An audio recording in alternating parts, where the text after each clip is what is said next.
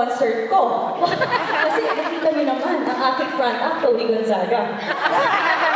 Yes, this is my show. Hindi. Hello po mga taga-Orlando. Ako po si Alex Gonzaga. Yes. Mga Pinoy ba tayo lahat dito? Yes. So, there's one American. I know you, you're an American. And I'm a Filipina. Okay, syempre po, siguro baka hindi po kasi ako masyadong kilala kasi wala po dito TV5. Kasi po lumalaki ng estasyon ng TV5 doon sa